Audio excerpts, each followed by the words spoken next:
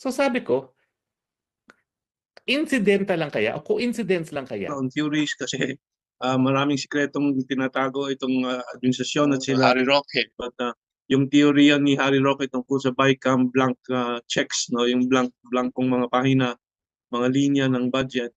Ang teorya niya ito ay pinlangko para po doon sa mga parating pa na mga gagawin ng administrasyon na milagro sa budget ng agriculture.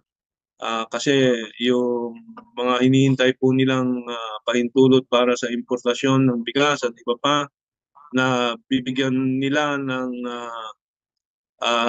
dispensation from bidding, at ilalagay ang presyong papasok pa. Andyan po yung podcast ni Harry Roque sa bidding, ang fill in the blanks sa BICAM. Ito ang aking teorya, sabi ni Harry Roque. Sinusulong nila ngayon yung state of national emergency pagdating sa food security. So food security, parang national emergency crisis. Anong ibig sabihin yan? Naalala niyo ba yung Wihilas 1 nung panahon ng COVID? Ang epekto nun ay pwede kang umangkat ng kinakailangan mo para addressin yung national emergency na hindi dumadaan sa bidding. So ibig sabihin, ito mga naka-blanco sa BICAM, lahat yan tungkol sa mga bagay-bagay na bibilhin ng gobyerno at ibibigay sa mga magsasaka. Ano yan? Pataba, o yung mga binhi, yung mga insecticide, yung mga traktor, at yung mga baboy, yung mga livestock na ibibigay. At saka yung siguro mga bagong mga barko, at saka mga tulong pa sa mga pescador, no? Dahil alam mo naman, ang Secretary of Agriculture ngayon ay nasa fishing industry, yung pinakamalaking fishing industry.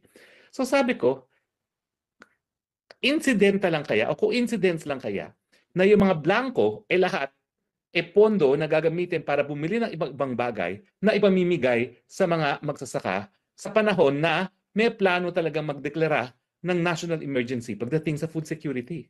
Ibig sabihin, hindi kaya na ang intensyon talaga iwang blank yan para mapalaki pa ang halaga sa GAA nang sa ganon, pag sila ay nagdeklara ng food emergency sa food security at kinakailangan bumili ng mga bagay-bagay para makatulong di umano sa mga magsasaka, mas malaki ang budget na hindi dadaan ngayon sa bidding.